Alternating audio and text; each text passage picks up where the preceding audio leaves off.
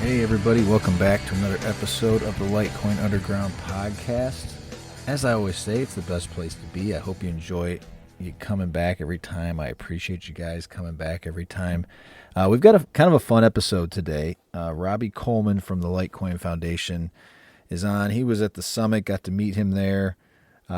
He gave a really great presentation about this idea he had recently on a trip of VPM, not VPN, VPM as in money, virtual private money instead of a virtual private network.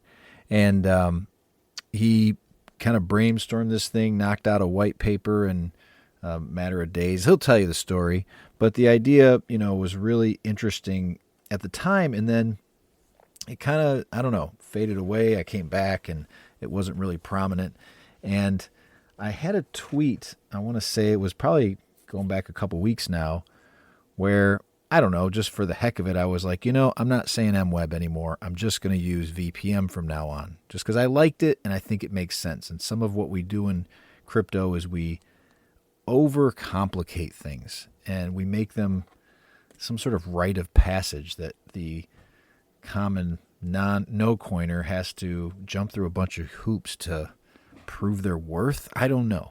So I saw it as this thing to really simplify the approach, and it kind of started the discussion. I'm not going to say I'm the full reason it happened, but I triggered something, and it got the conversation flowing. So the timing was right, and we had Robbie on to do an interview after that, and so it's got a lot of momentum. I think it's a really great turn in the right direction, and when we think about how we communicate with the no-coiners or even the people who are dabbling in crypto, you really do have to put yourself in their shoes and think, I can't make this a burden on them. If I want them to understand it, it's on me to think about how I'm going to tell this story.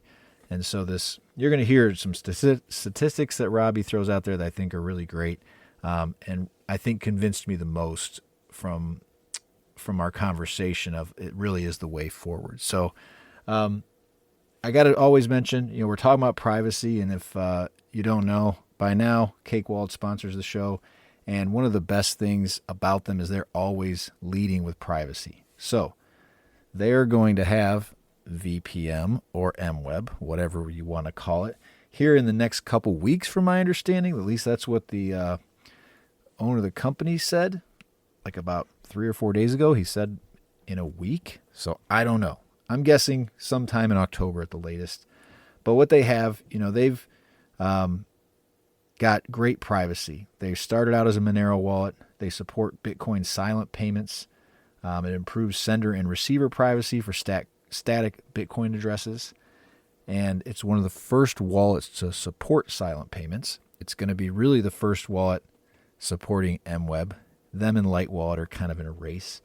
It's open source, so you can use features like two-factor authentication. You can use your ledger. You can run custom nodes, Monero nodes, all that type of stuff. So go check them out. If you do, I think we're coming into an era where this privacy, layers of obfuscation, and just maintaining some of your data when it feels like everything's being extracted from you is really going to be important. And so getting used to using these tools, I think, is the best thing. Building up those habits. I always, like Johnny Litecoin used to always say, you got to practice. Even if it's a little bit and you're sending among friends, use the wallets, use the tools, because that's what gives you confidence to demonstrate it to people. So when they do ask about it, you can show them, hey, download this wallet, download Cake Wallet. I'll send you some money. Here's how you open a wallet. Here's how you coin control, all that type of stuff. So appreciate you guys listening. I hope you enjoy it. Robbie's an entertaining guy, and I hope to have him on again in the near future. And thanks for listening as always. Like and subscribe to everything that we do on Twitter and YouTube. And I think we're going to have more live Twitter stuff coming up. That seemed to do really well recently. So I think we're going to try and stick to Twitter as much as possible. So make sure you're following me there at LTC Underground. All right. Bye. Hey, everybody. Welcome back. Got another episode of Litecoin Underground. Today we've got I think is going to be a pretty entertaining and important conversation to be had with Robbie Coleman from the Litecoin Foundation. As always, Animal is in here. He's become my perma co-host here and on Spaces. I think I'm wearing the same shirt I was earlier. Oh, it's under here because we're recording 2 episodes in the same day. So it's good stuff.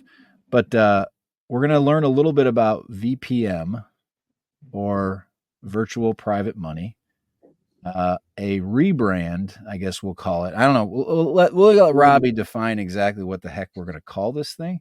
And I think it's an important conversation to have. I think one of the things that we've struggled with in Litecoin is really carving out our own identity.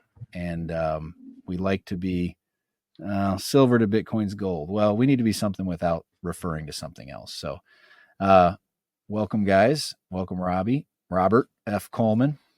Thank you very much for having me. So I think what we probably want to start out with, why don't you just you're the creative director of the Litecoin Foundation. You've been there since the beginning, right? Pretty close too. So joined in early 2018. So I flew over to San Fran for the first ever Litecoin Summit. And after that, they asked me to join, and I said yes. It was the best marriage proposal ever. So yeah, almost the start. So I think because you came into Spaces on Wednesday, we talked a little bit about it, and I think you had said kind of your first order of business there was getting some kind of standardization, or what was kind of the idea behind that? Yeah, so thanks for letting me hijack the Spaces during the week. It was a nice and welcome distraction from my everyday. No, so I actually proactively, I had a creative agency back in, it was sort of founded in 2015, and it was called The Tokens.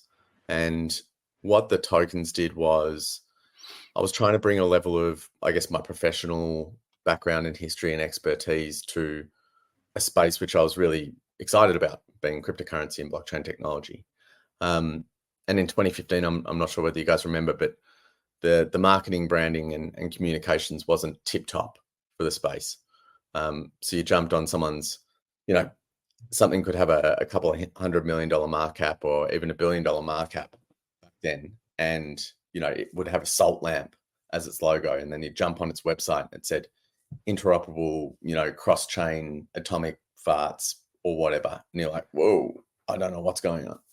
So what I set out to do was bring a level of, I guess, comprehension and cohesion to the space where I could. So I started working with exchanges, wallets, and we hadn't actually worked on a currency or a token. So I said to my staff, I said, pick one. And they all picked one, and nobody picked Litecoin, but I wanted Litecoin, so we chose Litecoin, and which was a bit of a, what's that called? Nepotism, self-nepotism, narcissism, probably. Tyranny. I just say narcissism, right? Like, whatever, tyranny. It's just narcissism. Call it spade, yeah. And we started researching, did our desktop research, did some, a bit of qualitative research, and obviously some quantitative research where we could with Reddit, and went out there and tried to find out what Litecoin meant to people, what words they associated with Litecoin, what those words then meant in terms of conveying it to other people, why they should use Litecoin, the use cases, the benefits, all that kind of stuff. So off the back of that, we wrote ourselves a brief, and that brief was to communicate a few things, trust, speed, and I think sort of we tried to define this, but the lightness being the simplicity of the code, and I guess the simplicity and ease of use. So those three components informed our design brief. We then looked at all the existing permutations of the Litecoin logo and the colors, and saw how important silver was, but also how, against the backdrop of all the other 1,000 cryptocurrencies at that stage, it wasn't a color which stood out. It wasn't a color which popped. It wasn't a color which actually helped you identify any of the benefits or values of the currency.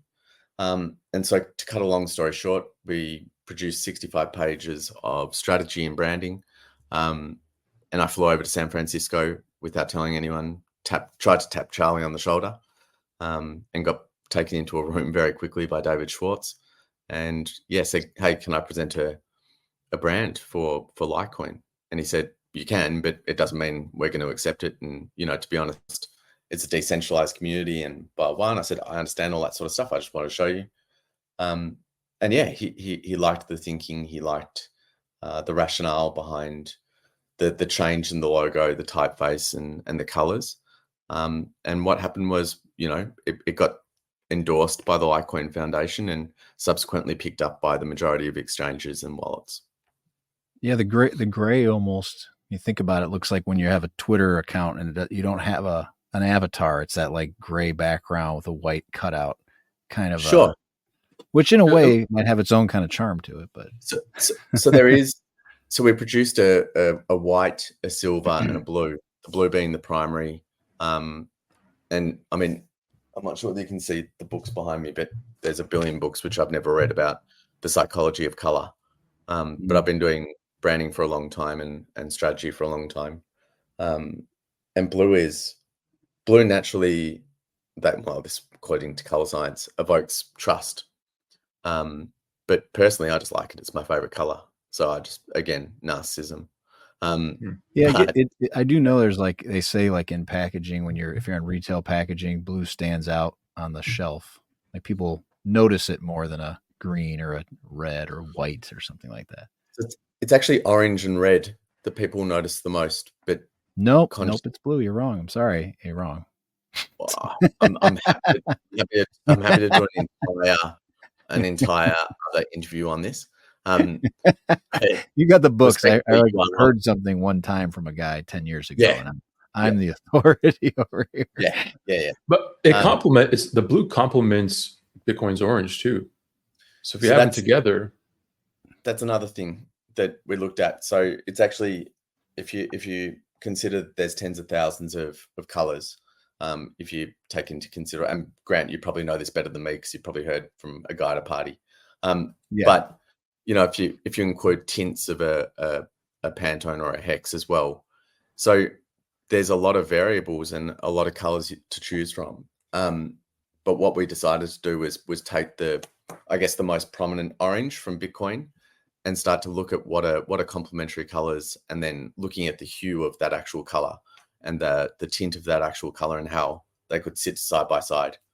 So there's always, if you look at the original document, which I'm happy to share as well. I'm not sure whether I can show you, but there's to within a degree, we looked at the angles of the L and the angles of the the crossbar between the L as well, and what the shapes in between then became and what they elicited, and how to create this idea of movement in a bit of typography without actually having little marks behind it like it's moving, like a cartoon.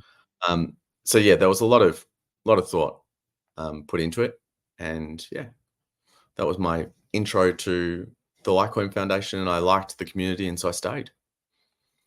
And you're still here. But so what made you choose it? Like you mentioned it was your choice. I'm just curious, what was it that drew you to it back then? So if I'm not mistaken, at the time, or when I selected it, it was definitely top 5. I reckon it was maybe the 4th highest cap currency. I might be wrong, but it was definitely top 5. And one of the things I liked about it was its simplicity, and the fact that when I came to understand Bitcoin in sort of 2015, I could easily explain to myself why there needed to be a complement in Litecoin, why there, and this analogy has been used since actually before the currency was deployed. So on the 9th of October was the first time the analogy silver to Bitcoin's gold was said by Charlie. So that's before the actual activation of Litecoin or the Genesis block being mined.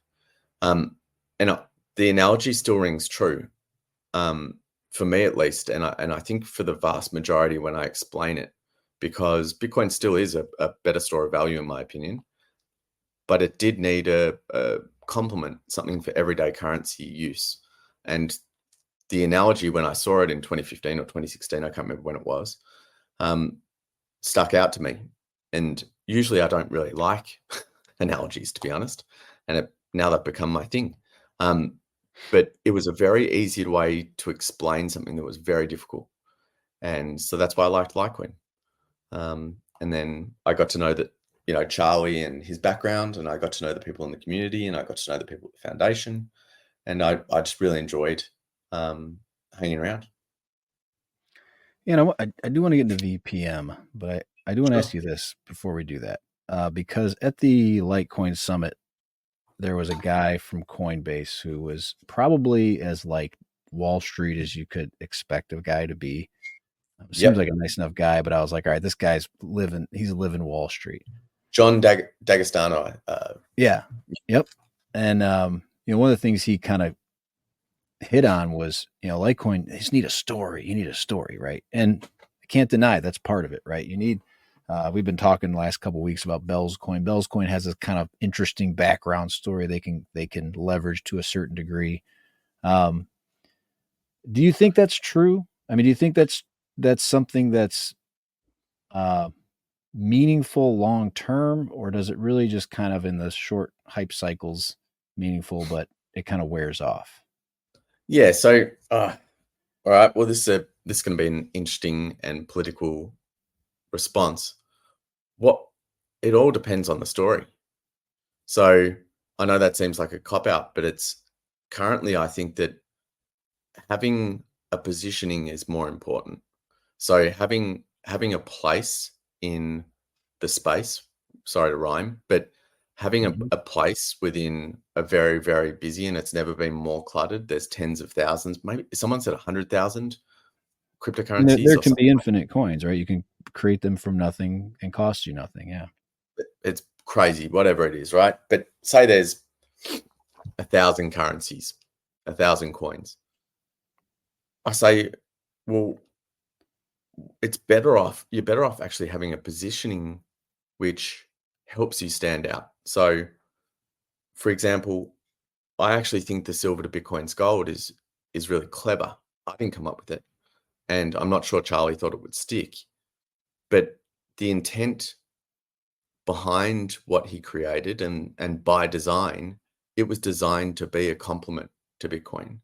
And now I think that's given that Bitcoin has the greatest awareness and adoption, and it also has the greatest legacy, in my opinion, unless something dramatic happens, it's going to be synonymous with the space forever. We might get to a point where it is Bitcoin and another one, another coin, another currency. And I actually think that having Litecoin sit complementary to Bitcoin is the best narrative, is the best positioning. Now, when John was talking about a story, I think what he was actually talking about was, how do you make it tangible for institutions and an institutional audience? And I think that's an entirely different proposition. I'm not sure that is a story. That's not a story. That's a why you should buy me, why you should invest in me. Yeah. And personally, I think that's contradictory to the ethics behind creating a decentralized currency for the modern world, because there really are ethics behind what we're trying to do. And that's why it's always seemed at odds to me, everyone shouting for an ETF. You say, you topped the question, Grant, by saying he was the most Wall Street guy you could imagine. And I'm like, yeah. And that's why I didn't stick around to hear him finish talking. Well, I think it's a weird thing, because I'm, if you've only been to maybe one or two of my spaces, but for the most part, I try to avoid the price talk, because I feel like it's really distracting and pointless what a bunch of yahoos on Twitter want to say about price, right? But I think what it is that there's value to the price does have some meaning, and that it draws attention, and that you gain, gain some prominence. But what the Bit Refill guy, like I said, we just interviewed him. They'll probably see that alongside this. What's been very interesting about it has been that Litecoin's been gaining all this adoption without the story. Like, it's actually pretty remarkable when you look at Litecoin, Bitcoin, and it's like basically stable coins and Ethereum that makes up 95+% of what is going on their platform. And they understand stable coins, which that's like half their volume. And then Bitcoin and Ethereum are shrinking and Litecoin's growing. But that's because of the utility. So I just go, right, it works. That's what I mean. Like, at some point, the story matters to a degree, but what the foundation, whether it's been their focus or whatever, the net result of what they've been working on has been that Litecoin is ubiquitous. It's everywhere. It's on every exchange. And that's probably the number one thing it has going for it over so many other coins that could kind of do the same thing as far as like the function of I want to move money from A to B. Of course. Being trusted, being decentralized, and being everywhere is so important. So I'm kind of, the story thing I get, and I think something as Litecoin it's good for us to work on it and to be able to communicate it clearly, but it doesn't need to be a flashy story. It needs to be about its utility and its staying power. I feel like there's also just a narrative issue, right? Like the Litecoin narrative right now, I feel like it's being controlled by the maxis, right? When you hear two people outside the community talking about Litecoin, they're parroting the same three things, right? Like Charlie sold, it's just a copy paste, blah blah blah. It's like the same three topics, the same three points, and I think the Charlie sold thing is good. I look at that and go, yeah, and we're still here. Well, like, what? I think there's just jumping back to the Coinbase thing. I read their filing to the CFTC for a futures trading product or an investment product, and one of the things which I found really, really interesting was in qualifying why Litecoin was, I guess, necessary, and I guess an investment product, which was something that would be beneficial to a lot of people. What they did was they identified that Litecoin, and over a period of time, I think it was 18 months or 2 years, I'd have to go back and have a look, but it was definitely over a year, and it was a consistent time frame that Litecoin was actually less unstable, so it had comparative stability against the price of oil and the price of gold. And so if you want to talk to institutions and people at an institutional level, and you say there's an investment product, so forget what it's called, there's an investment product which is more stable in terms of price and fluctuation over a protracted period of 18 months or 2 years than oil and gold, people be like, what is it? And you say Litecoin, and they're like, it's one of those cryptos. But that will eventually be shaken off. I think that will eventually be shaken off by institutional investors. But I thought it was a really interesting comparison. I had not thought about the volatility. I'd not thought about the price fluctuations in that way, comparative to two things which are, arguably some of the most important and identifiable investment products out there, or assets out there. So I thought that was very interesting. But going back to your three things, Animal. Do I call you Animal? Animal? What do you go by? Animal. Animal. Okay, Animal. I like that. I used to be called Beast at school. I wasn't. I wish I was. He apparently didn't intend this to be. He came into Spaces, and that was what his tag was, and so I just called him Animal, and he's just embraced it. He's got a tattoo and everything. Oh, sick. Yeah. Well, I'll show you later. You can show me later. You'll have to blur. You have to blur the background. But I think going back to your three things, Charlie sold his coins. I think it's awesome, and I don't want to go off on a huge tangent about that. I think it was the responsible thing to do, and I think it was the correct thing to do, and it was just unfortunate timing. And to be honest, Litecoin could have gone to $5,000. Who knows? I mean, it was excellent timing for him. So, but depending, he's an expert trader. He doesn't play games. I won't even indulge that. Like because I mean, the market did like suffer. It wasn't his fault though. It was like, no, of course not. It was the bans everywhere, and the market itself was just overextended. He sold down over a period of weeks, if not months, and in tranches of, I think he did 100 or more tranches of Litecoin. So to be honest, he couldn't have shifted the market, and he did that quite deliberately so there would be no obvious fluctuation or I guess volatility. But there's that one. Then there's the silver to Bitcoin's gold, which I think is great. And then what's the third trope? Oh, a copy paste. The copy paste, yeah. Well, hang on. I also look at it and I go, whether or not I believe Charlie, which, hey Charlie, I mean, I do believe him, but I find it very fishy that he did. He understood Bitcoin. He researched Bitcoin. He started working on different projects, and then he released Litecoin all within a very short time frame. And even copy and paste and adapting the code to be what it is today, even that would have taken a little bit of time, and he just said it was one afternoon or overnight or something. So either he's a genius or he's a liar, whichever one. Hello, Charlie. But I genuinely don't see anything wrong with a copy and paste and an adaptation if you thought that the thing you were copying was awesome and worked and didn't require change. Change is ego. People with big egos who think they're brilliant, they're the ones who change things, have wholesale change on things because they think that their way is better way.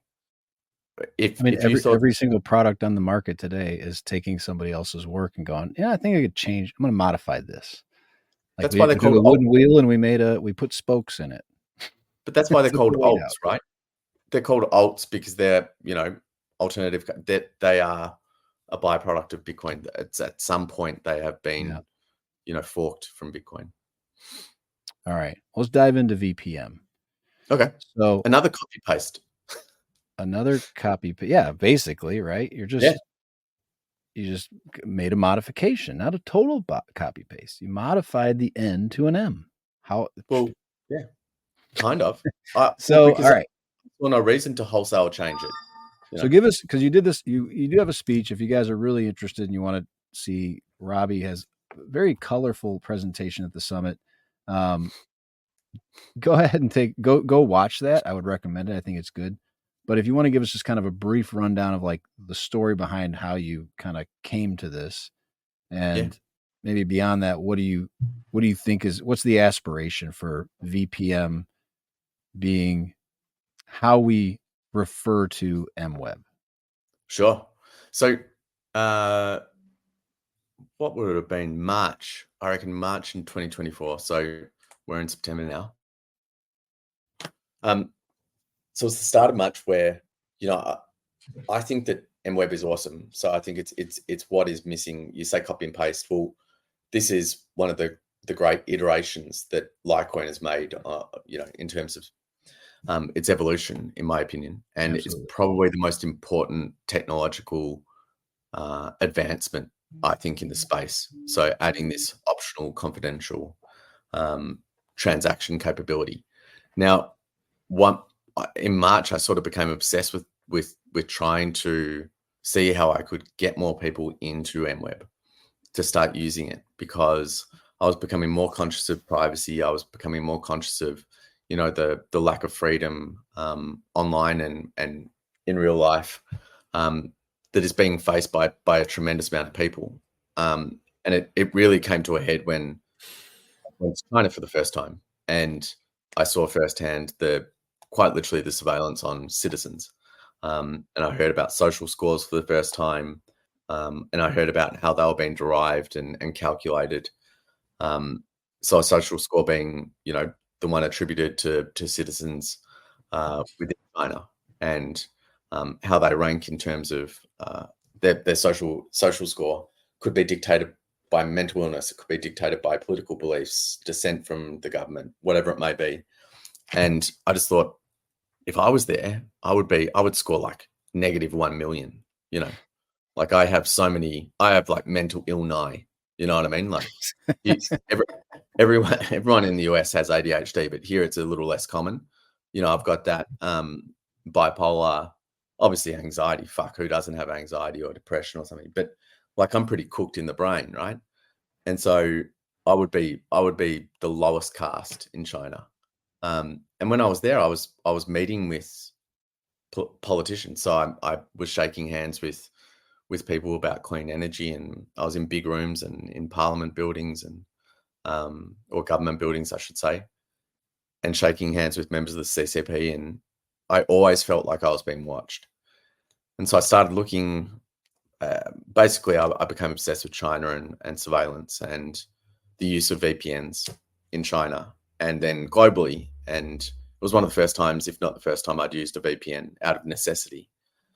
And it became more obvious that I wasn't the only one using it out of necessity. It was just because I was on a trip to China from my beautiful, you know, fucking bubble in Australia. I was diving headfirst into the most surveilled state on earth. And it was really eye-opening. And I looked at VPNs and I started looking at virtual private networks and thinking about them, and then thinking tangentially about what MWeb was missing. And I think it was this visceral, this ability to conjure a visceral image with someone or to resonate with them for how they might want to use or need to use MWeb and its technology. And I was like, well, imagine if we could pull off something like a VPN where it's, you know, the equity is already built into a name. People know what a virtual private network is or a VPN is. You know, 80+% of internet users actually know what a VPN does. So they might not be able to articulate exactly what it is, but they know that it affords them relative privacy on the internet. And that's 1.6 billion people. 1.6 billion people use VPNs globally, and they're growing every single day. So the statistics will change in another few months. It'll likely hit 1.8 billion. You know, it's huge. And then I started playing around with names and was like, oh, what about VPM? And I thought, well, what does it say? It says virtual, which is what it is. It's a digital currency. It's digital cash. It was, you know, native and designed for the internet. Then, you know, you've got private, and private is, in my opinion, subjective. So I think it no longer means this stealth, incognito, nefarious, you know, lurking behind shadows. You can't really lurk behind a shadow because you create the shadow, but lurking behind whatever. It can be comparative and relative for the person. So you've got Safari, which has private browsing. Well, some people just use private browsing to, you know, look at a news site without paying or getting behind their paywall. It doesn't necessarily mean they're trying to, you know, send money to Al Qaeda. And then money, and it was either currency or money. And I started thinking about the differences between them, and I thought that money actually resonated much more with people. And I know it's a nuanced thing, but currency really does allude to having association with a government, whereas money is and always has been more universal and associated with freedom. So they don't write songs about currency. They write songs about money. Make money, money, make money, money, money. Make currency, currency, make currency, currency, currency. So VPM stuck out to me, and then I looked at I started becoming obsessed with VPNs within Nelly and researching them quite heavily. And 1.6 billion people use them. 80% of people understand and can explain what they do when you activate them and use them online. And I thought that's crazy penetration. That's crazy. Yeah. And they have, you know, the top 5 reasons for using a VPN are the same as why you'd want to use a confidential, opt-in confidential transaction protocol. And so I'm like, this would be too silly to not explore. And I thought it would be taken, and the copyright's not taken. So there's the opportunity to protect it. I've already set up the top level domain so that there will be the ability just to send straight to, Robbie.vpm or animal.vpm. And it all just sort of clicked into place. So I wrote the white paper and built the website on the way to Nashville. It's a long plane, and then ditched my presentation about central bank digital currencies and presented this. Yeah, I think it's there's some things that have happened in Litecoin's history that I think are a bit of, are they luck? Are they genius? Is it, in hindsight, it looks genius. Like I've often said about Charlie saying to Dogecoin, hey, you should merge mine. In retrospect, that was, I think, a great decision. It was good for, obviously, Dogecoin, but I think it was good for Litecoin in the last few years as well. And even like changing the mining algorithm and to say, look, I'm not competing with Bitcoin. I'm complementing Bitcoin. That's why it's not a copy paste.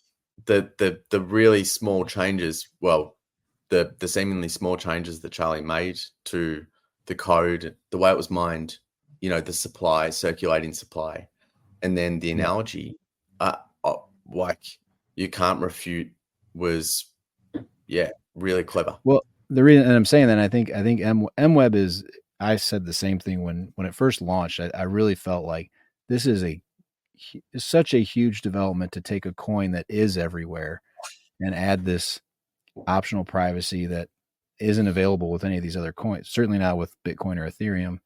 And I'm telling you, I think your branding of this, you're saying that you've got the ability to maybe set up animal.vpm and send money to it. It's already set up. Huge. Yeah.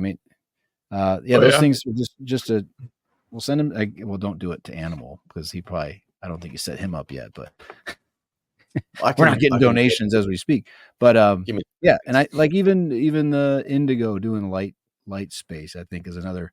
These are big steps forward that have happened in Litecoin the last few years, and as you know, I'm obviously supportive of it, and it's exciting. I love the story. I think it's a perfect story. I said after we talked about it, my daughter the other night, I was like, what a VPN is, right? And she's 11. She's a YouTube kid. And all these YouTubers are advertising VPNs all like, I'm not joking. I'm not making this up. When she was like 8 or 9, she came to me and she goes, we need to get NordVPN. I'm like, what? Why do we need NordVPN? She's like, can we just get NordVPN? I'm like, well, you don't even know what a VPN is. She's like, yeah, I do. I don't know. Was she just drinking a climb? Yeah. I'm like, yeah. Just pay. I mean, it was just the marketing, right? She's young, but she knew what I was talking about. So I said, if you knew what virtual private money instead of virtual private network, what do you think it would be? She was like, I don't know, like a ability to be a private communication, just like VPN. I'm keeping people out of my communication. And it's like, it's such an easy translation. Yeah. And I think that when you talk about reaching the masses of people that don't have time to go, well, here's how you set up a Lightning node, and this is what you got to do, and go get this wallet, and then you got to make sure the heading is this. Like, you can't do that with people. You got to make it as digestible as possible. Quite honestly, I'm not technical, right? So when I see kernels, peg in, peg out, change header, MWeb, Mimble extension blocks, it all just goes over my head. It goes to tomorrow's list to find out what that thing is. But I think we have the luxury of talking about this, right? But in the vast majority of the world at the moment, they could actually use something like VPM to change their life and to quite honestly do things which they haven't been able to do in years, decades, and probably will never be able to do with the implementation of central bank digital currencies and greater internet censorship and all those things, all the factors which are coming to a head at once. And so something like a virtual private money is really important. So for me, I see this as not necessarily a tool for growth for Litecoin. Obviously, it will be one and it'll acquire new users, but really it's actually about providing a need and catering to a real need in the real world. So yeah, hopefully we don't have YouTubers, shilling a VPM just because they want to get an affiliate link. No offense to you guys if you ever get affiliate money or anything. Cake Wallet's great, by the way. I love Cake. Let them use Cake Wallet. But the endorsement from YouTubers is not going to be the metric of success. The metric of success will be seeing millions of people use something which benefits them and actually goes away to affording them, but the basic human rights of digital privacy and financial freedom. Yeah, you got anything, Animal? I got another thing I want to give, but go ahead. Well, I mean, I think the timing's like right as well. I feel like, especially with all this Telegram stuff with Pavel Durov and him being arrested in France for allowing this technology to be made available to the public. Yeah, it's crazy. It's insane. And I mean, like, we spoke about this briefly on Wednesday, but I was talking to some friends and some other people in my life about this situation, and they were coming at me being like, but Telegram knows who the pedophiles are. They know who Al Qaeda is, right? They got to give up this information. And I'm thinking, actually, if someone's engaged in like terrorism or like organized crime, they're not using Telegram. If someone's got a child pornography, they're not using Telegram to run that, are they? Like, it seems from a technical perspective, like it's a flawed application to begin with. And they would more likely use something, I don't know, like Signal, or like another private messaging app that is. Anyways, I'm pretty sure the world's largest propagator of child pornography on the clear open net. So remember, there's obviously the dark net, which is still 90% of the internet or whatever it is. But on the clear and open net, I'm pretty sure Meta is still the biggest propagator of child pornography. You've got to understand that not everyone is technical, and not everyone actually understands how to use things like Telegram. And I think that the proliferation of child pornography has been, sped up by Meta. And I'm pretty sure it is. I can check now, but I'm almost positive that Meta has the highest amount of child pornography on it. Well, no interview is complete without talking about child pornography for a while. But maybe a better example would be Twitter being banned in Brazil, and threats of even like Rumble being banned in Brazil. Are you just worried that I'm going to talk about gay porn again? Is that why you're not worried about it? No, if that's what you want to do. Animal wants to talk about Telegram, but no, I mean, my point with that was that this was the narrative that my friends and family were being fed by the likes of CNN and the Wall Street Journal. Like, they didn't, it's the newscasters and the talking heads that bring this up and defend this type of behavior from France's government, right? When it's, in my opinion, it's censorship. It's society and the government devolving into like this, a dictatorship, some kind of dystopia, like 1984. Dude, if they were left to their own devices, there would be absolutely, they'd be shutting down these platforms. If they didn't have the public saying, whoa.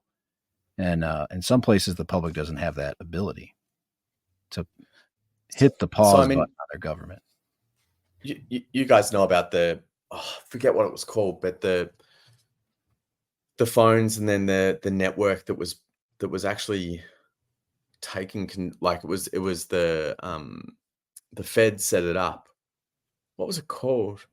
And it took down all the big drug dealers particularly in Australia. I think like the major drug. I hate not talking. I hate mumbling about things, which I'm actually. Anyway, I'll send you a link. That doesn't help. But the long story short was they onboarded a bunch of criminals into this network, and it was actually surveilled from the get-go. So it had a backdoor the entire time to the FBI and all the major Anam? Is it Anam app? Yeah, it could have been something like that. ANOM.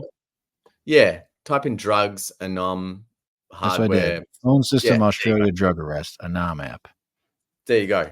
And designed by the FBI, ensnares alleged criminals. Thank you. Can you also type in child pornography and Facebook, please?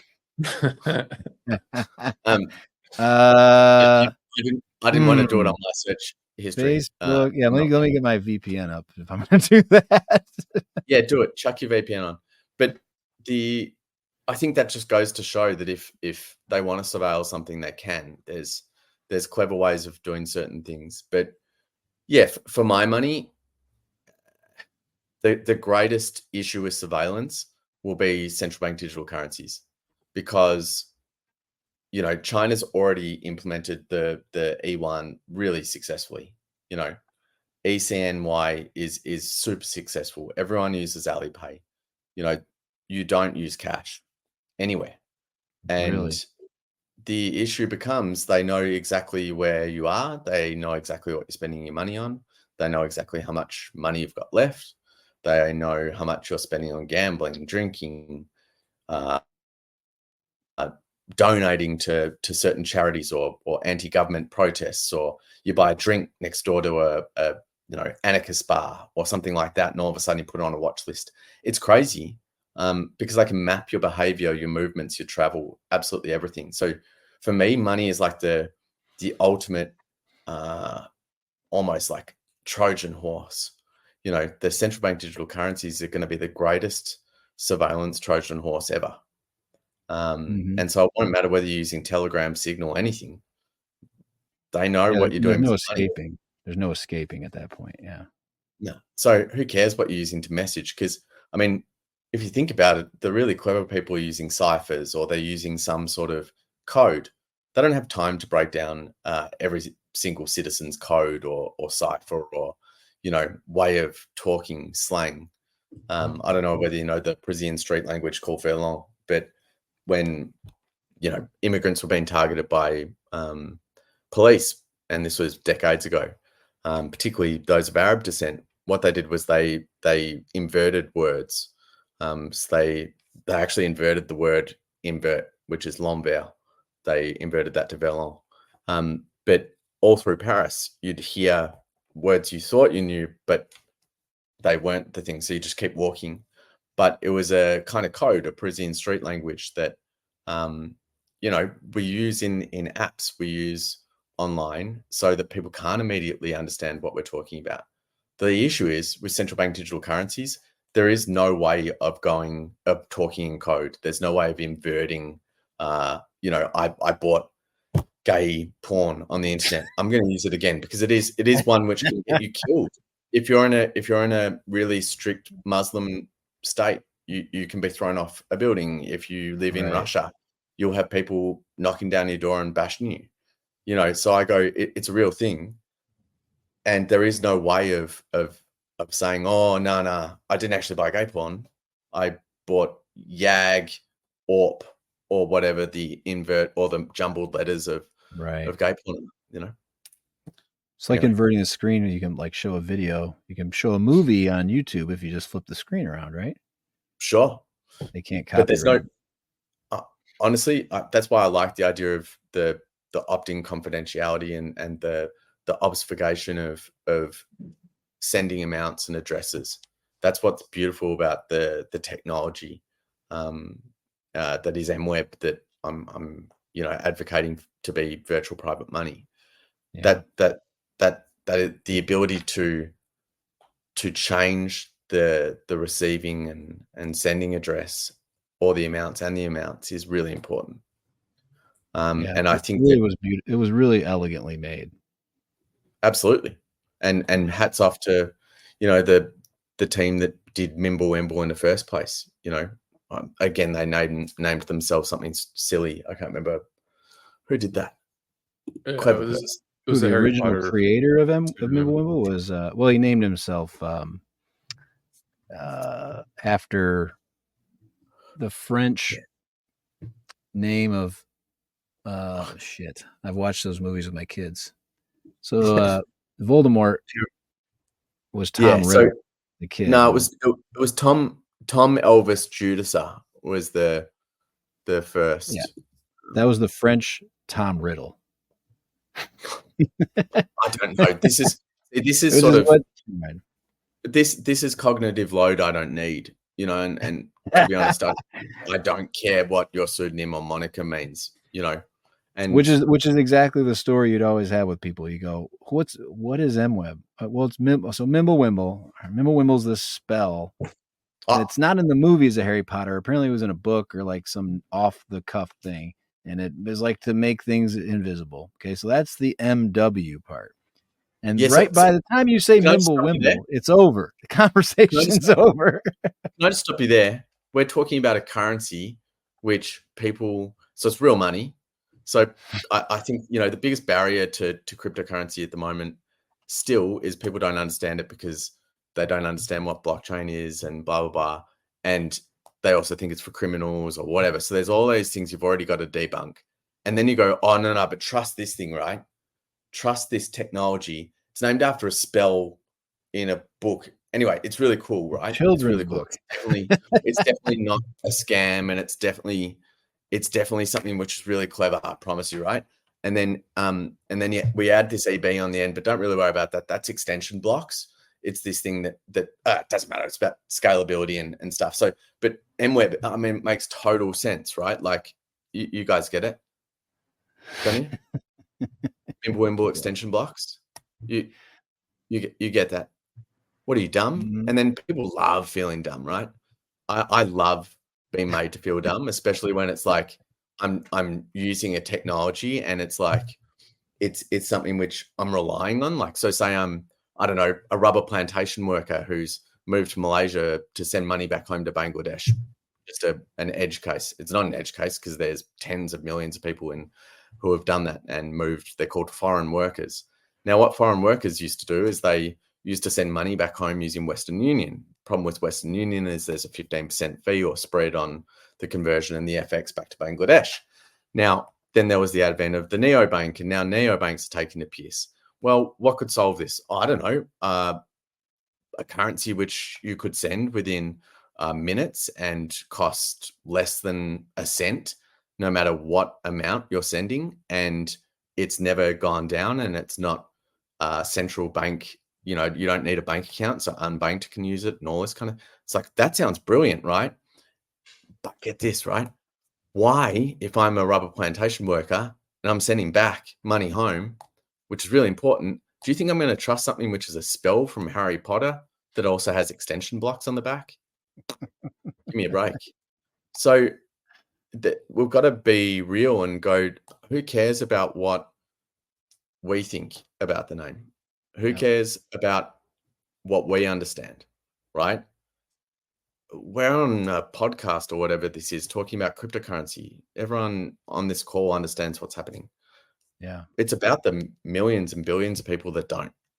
And so you need to have the lowest common denominator and be able to talk to them in a language they understand and borrow equity from absolutely every single technology that has ever been created and has high penetration, and that is a VPN. Yeah, dude, I said that on Wednesday. The reason Satoshi called it Bitcoin is because he knew he had to translate it to the real world. And if he called it Bit Ledger, he'll be like, what the fuck is a dude? Most people would have no idea. You hear ledger and they go, I'm out. I get coin. I get that. And people Coin's get good. VPN. Coin is good. Coin is good. Yeah, it gets rid of the gatekeeping, right? Because there's this digital divide, and I mean, people on the other side of it. Like I'm a technical person, but a lot of when I was doing tech support, a lot of my clients were people that just didn't get it, right? And it's the majority of them. Yeah. So yeah, I'm willing to publicly say it. I got to bug up my ass about developers in general for a couple of reasons. They're technical people, and they're smart. They're smart in their field. They get it. They're a couple things. They're very paranoid, like you said, about change or like saying something that I can't stand behind 10,000% with every single use case in the world.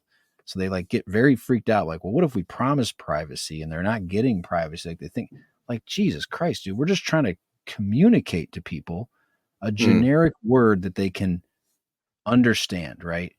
Yeah. And that's the divide between this technical and the real world of humans communicating with each other. At the end of the day, these are tools that humans have to use.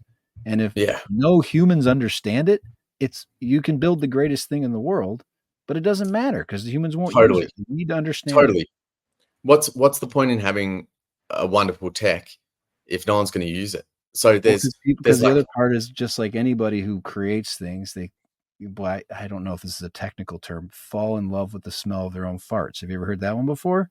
They think they're so brilliant that the thing they created is perfect for them, and they don't understand that it doesn't matter. You're not the customer. There's 8 billion people out there that are the customer. Yeah. So, I mean, there's a number of things there. I go, historically, when people have been the founders or the creators of things and they're the technical people and they don't have a counterpart who's like a real human, it doesn't necessarily go that well, right? And it's when someone comes along who can bridge the gap, who understands what the literal people mean, but also understand what everyday people mean, and bridging the gap and then finding a happy medium. I'm not saying we get rid of MWeb. So for the 23 or 24 people that use MWeb, sorry, that's a little joke. 70,000 coins on there, by the way. Don't. Yeah, but that doesn't mean anything. Anyway, if you look at the data, I'm actually not sure how many people actually use it, but it's not beyond the hundreds, right? So why put so much effort into something? Why put 2.5 years of work in that's since it's been activated, or 2 years since it's been activated, right? And we still haven't hit a point where, the smallest meme coin would be doing more and have more users than Litecoin's MWeb. And this is a brilliant technology. I'm like, let's do it justice and get it in the hands of the most number of people that we can. The other thing is, there's no reason why MWeb can't coexist with VPM. And it's never been my intent. And you said at the top of the discussion, Robbie Coleman here to discuss the rebrand or something I think he said rebrand. But that's the real issue, is that it's not a rebrand. It's just for the vast majority of the world, I'm talking 99.9999999 recurring for probably another 50, and then you can stop and do like 8 or whatever. But for the vast majority of the world, they don't give a shit about MWeb, and they don't care.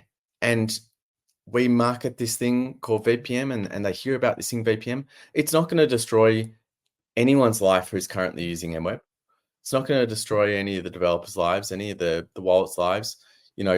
People don't care what's at the front of the address. They really don't. They care that this thing works, and so they coexist. MWeb is the base layer. MWeb is the protocol. MWeb is the tech. But, I'm not going to open up my iPhone and talk about every single little chip in there and all that. It's the iPhone. So, okay, how do we get this message out then? Say VPN takes off within the community. All right, fine. But the 1.8 billion people are not watching this show. No. What is 2 million? 2 million? 2 million. 2 million people using a VPN or whatever. The plan. Oh, sorry to cut you off. Animal. It's a really good point, right? We're not. So given that it's decentralized currency in Litecoin and the foundation is a not-for-profit, surprised there's no billion-dollar marketing budget. We're not Barbie. We can't, get Margot Robbie to make a movie and then we sell a lot of dolls and all that kind of stuff, right? It costs money to put billboards up. VPM, very plastic space, model. right? So it costs money, right? Like, this is what I've been doing for my, I want to say career, but it's not career, is figuring out with no money how to get in front of the most number of people.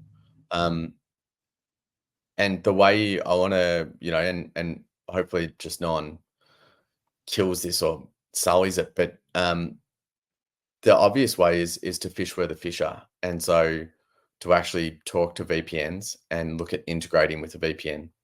So for instance, Proton has released, and it's only a couple of days old, but Proton's actually released a custodial wallet for Bitcoin. Proton's huge. Proton's got a massive user base, and they're very well known in the security space. So it would be partnering with them. Why would you not fish where the fish are? Partnering with a Proton or a Nord or a, free VPN, or all of them, and providing the ability for their users to turnkey while they're using the service, actually use it to send money as well and receive money and do commerce. And, because it's not just individuals using VPNs, it's also businesses. So businesses use it as well. And you've got to think, well, what about when they want to do commerce internationally, but they can't because, it's been restricted by their CBDC, central bank digital currency is CBDC. But, in China, you can only send a certain amount of money overseas. And sometimes they restrict it entirely, depending on the individual or the business. And so for trade to be free, I mean, you'd need to use something like a VPN. Why not use it while you're using your VPN? And I think it's they're synonymous, or hopefully make them synonymous. Yeah, it'd be wild, man. If there was a Proton wallet for MWeb, it's called VPM. Yeah. I mean, I'm not going to promise anything, but it would be that's been the intent. So I never raise an idea without an idea. So as in, to be honest, it would take so long to build equity in VPM unless there was a really quick path to acquiring a lot of people. And one of the quick paths is, I guess, lowering the barrier to entry and the level of comprehension. And I think that the name does that. And a website, which, I built the current website on a plane, and wrote the copy and stuff. So it's not brilliant and it needs redoing. And, we're already making plans on how to make that more appealing and accessible. But then the next step is actually, all right, well, if you don't have a marketing budget, if you don't have a brand building budget, then why not fish where the fish are in terms of in a place where they're using an existing technology or there's an existing need or a desire, and go, hey, community that's already looking for this exact thing, do you want to use the exact thing you were looking for? And so, with 1.6 billion people using a VPN, I think that VPNs are a great place to start. Yeah, it's like like you said, you're saying, hey, you like some privacy in your communication. Yeah. What if you could have that in money as well? Oh, I didn't even know that was possible. Okay, cool. Right? Like money talks. Making it easy and approachable, and the fact that Litecoin is everywhere. Like, I think that's something we don't, as much as we say we are a small community. I mean, if you go on the internet, it's pretty small comparatively to a lot of communities, but that bit refill thing this morning, when you looked at Australia, East Asia, Middle East, Africa, Europe, South America, North America, they broke it out pretty consistently. Litecoin was about 10% of the transactions across all of those different locations. Like some places Binance Pay was huge. Some places it was all stable coins, like Lightning is big down in obviously El Salvador, and like they had something in Argentina. But I mean, it's already in people. It's in everybody's pocket. In the United States, PayPal is in everybody's pocket. Venmo is in everybody's pocket. And so that Litecoin is everywhere. It's already there, whether these people know it or not. And so when you start to put this in front of them and say something you already have access to, is we can create a very simple bridge. Yeah. Or, it's the underground, like a London Underground, like the train station, like a little hub. It's there. I mean, it's there waiting for you to use it. And I think it's just a matter of making it approachable for people. I guess the other thing is, does it need to be always coupled to Litecoin? So Litecoin will benefit because obviously it is, MWeb's only around on Litecoin at the moment and only activated on Litecoin. But I guess there's also some merit in being able to decouple it. So being able to have VPM stand by itself, it's almost like having two chains, you know. This is the ego part that's so hard to get through. And I so 1,000% agree with you. People, it's like they have to know it's Litecoin. They have to know it's MWeb. No, they don't. Really abstracting that away and saying you can send value. I mean, there's always going to be this thing where you're tying it. There's a market, and they'll be confused. Like, wait, why did the value of my thing go down overnight or up? But it doesn't need to be. You don't need to lead with it, right? Because that's not the key. The key thing they're getting. Just on that grant, though. Yeah, hang on. In the countries where I'm talking, in the regions I'm talking, where it'd be most useful, it's like Litecoin going down by, a couple of dollars, so a couple of percent in a day, comparative to their fiat currency, which is experiencing in a lot of places hyperinflation.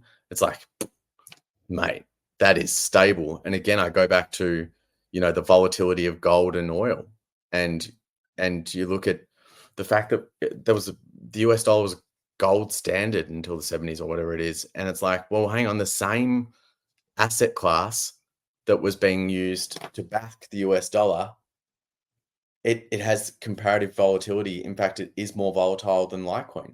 And so I'm also looking at it going, well, Litecoin, while everyone wants the price to go to the moon, I actually want it to stay stable.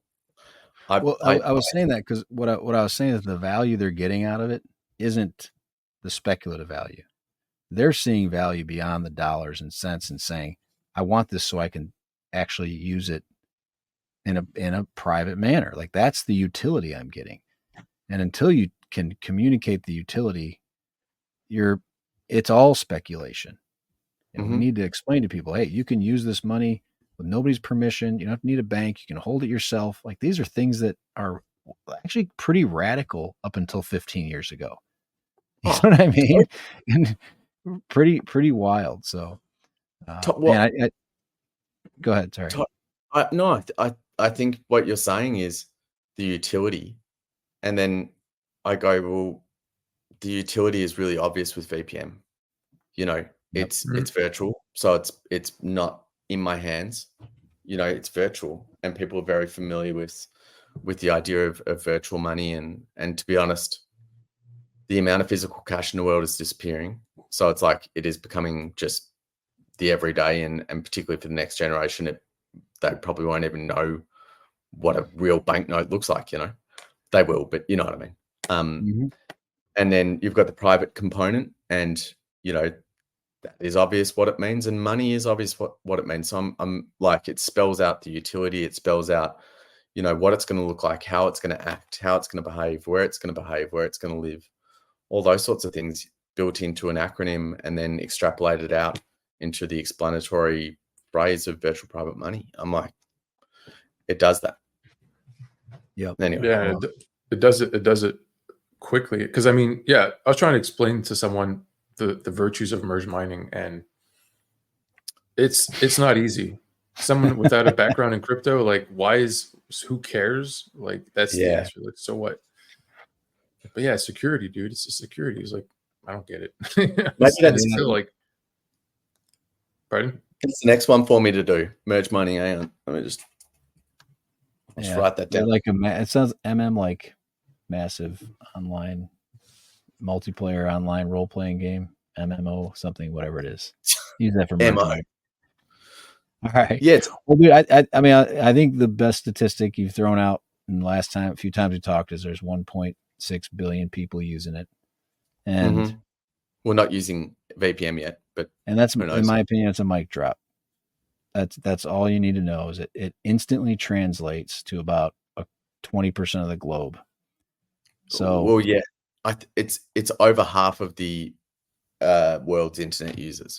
So if you think that a lot of the globe is 80 plus years old, and a lot of the globe is also 7 years and younger, it's and also a lot of the globe doesn't have internet still. Not a lot, but there is still a bit. It's over 50% of the world's internet users. Yeah. Well, hey, I'm excited for it, and I think I'm hopeful we're going to see, like, Cake Wallets, at least throwing the idea out there. Will they adopt it to be VPM? That would be very cool. And maybe we'll have I think we're actually going to have them on at some point once this is fully live on Cake Wallet. We'll have a space. We'll do this or a spaces, and to have you in would be cool, especially if they do name. If they don't name it VPN, I won't invite you. But no, I'm just thinking, like Cake Wallet's great, and I think Cake Wallet's amazing, and Cake Wallet could be one of the really easy to use wallets if it adopted VPM. So anyway, up to Cake Wallet if they want to have something which is easy to understand and easy to use. Yeah, they're great. They're on the forefront. The more people they can get to use privacy, I know they're for it.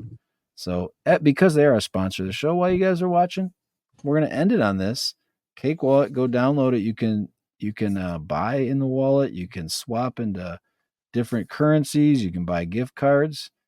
It really is. Honestly, it's my go-to for my mobile wallet. No offense, light wallet, but I like Cake Wallet. Beautiful user interface. So, all right, guys, I think that's good. I don't want to beat a dead horse. We all agree VPM is the future, and that's all there is to it. And if we think it, then that's just fact. And, please check out vpm.run. Yes. And if you've got any feedback or suggestions or comments or, anything, my email's on there, robbie@litecoin.net. And yeah, you can say whatever you want. I'm open to discussions and everything. So Thank you very much for having me. Yeah. Thanks a lot, Robbie. Thank you. See you later.